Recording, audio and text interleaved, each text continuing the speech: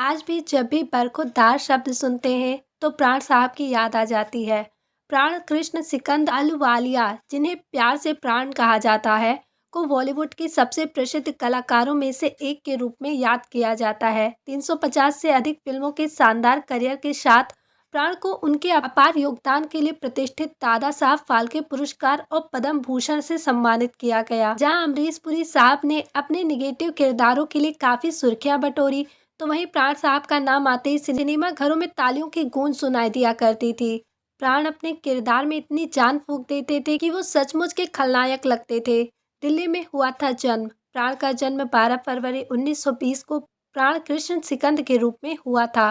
प्राण मूल रूप से पुरानी दिल्ली के बल्ली मरानी इलाके के रहने वाले थे। प्राण ने अपने अभिनय करियर की शुरुआत 1940 में की और विभाजन से पहले लगभग 22 फिल्मों में अभिनय किया, जिनमें से अधिकांश 1947 तक रिलीज हुई।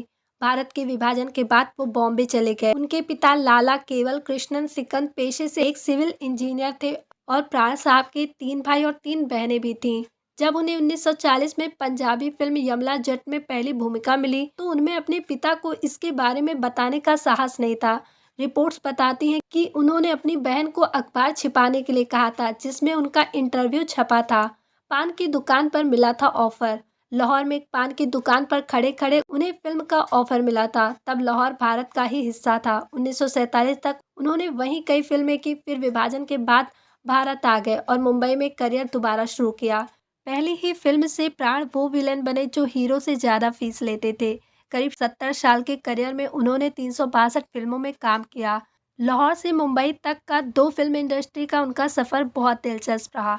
कैसे बने इंडस्ट्री के विलन? ऐसा कहा जाता है कि वह शुरुआत में एक्टर नहीं बल्कि फोटोग्राफर बनना चाहते थे। साल 1942 में फिल्म खानदान से अपने करियर की शुरुआत करने वाले प्राण ने लगभग 22 फिल्मों में विलेन की भूमिका निभाई। फिल्मों में अपने नकारात्मक किरदारों को लेकर प्राण ने इंडस्ट्री में खलनायक विलन का टैग मिला था। प्राण ऐसे चुनिंदा कलाकारों में से एक है जिन्होंने फिल्मों में नायक बनने के बाद मिलने वाली लोकप्रियता की गलतफहमी को लोगों के दिलों से निकाला था। जहां लोगों को लगता था कि फिल्म में हीरो ही सब कुछ होता है, प्राण ने उस दशक में अपने काम के जरिए नाम कमाया और जाने माने विलन बने। मंटो ने की थी सिफारिश। मशहूर लेखक सआदत हसन मंटो और एक्टर श्याम ने उनके नाम की सिफारिश डायरेक्टर सईद लतीफ़ से की।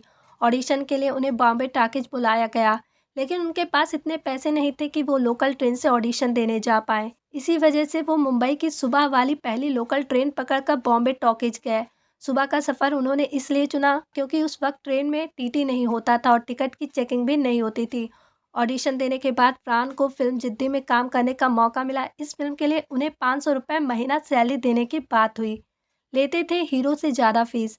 ऐसा भी कहा जाता है कि प्राण फिल्मों में हीरो से ज़्यादा फीस लिया करते थे। कुछ मीडिया रिपोर्ट्स के माने तो फिल्म डॉन के लिए अमिताभ बच्चन ने जहां 2.5 लाख रुपए लिए थे, वहीं प्राण ने उन दिनों 5 लाख रुपए लिए थे।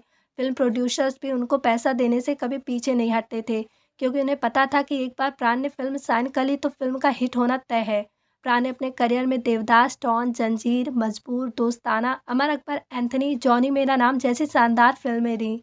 बहुत से लोग नहीं जानते होंगे कि एक अभिनेता के रूप में प्राण की पहली भूमिका 1938 की है, जिसमें उन्होंने शिमला में एक स्थानीय रामलीला शो के दौरान सीता से लेकर मदनपुरी के राम तक का किरदार निभाया था। फिल्म जिद्दी हिट रही, जिसके बाद प्राण को 3 और फिल्मों के ऑफर है। साथ ही ये बात भी फैल गई कि ये हर फिल्म के लिए 500 रुपये फीस चार्ज करते हैं, क्योंकि इतनी ही फीस हीरो भी लिया करते थे। इस तरह वो विलन बने जिनकी फीस हीरो से ज़्यादा होती थी। बॉबी के लिए चार्ज किए सिर्फ 1 रुपये। महान अभिनेता अपने पेशे के प्रति बेहद भावुक थे, यहाँ तक कि वह राज कपूर के निर्देशन में बनी फिल्म बॉबी को महज 1 रुपये में साइन करने को भी तैयार हो गए थे। प्राण, जिन्होंने बॉबी में मिस्टर नाथ की भूमिका निभाई थी, उस समय कपूर की वित्तीय बाधाओं से अच्छी तरह वाकिफ थे और उन्होंने अपनी सामान्य फीस नहीं लेने का फैसला किया। गौरतलब है कि फिल्म में प्राण के योगदान ने इनकी सफलता में महत्वपूर्ण भूमिका निभाई। घर पर था खुद का मेकअप आर्टिस्ट। यह आश्चर्य की बात हो सकती है, लेकिन प्राण एक एक डिटेल पर बारीकियों से ध्यान देने के लिए जाने जाते थे। उनके घर पर एक मेकअप आर्टिस्ट रहता था जो उनके हिसाब से उनका लुक तैयार करता था।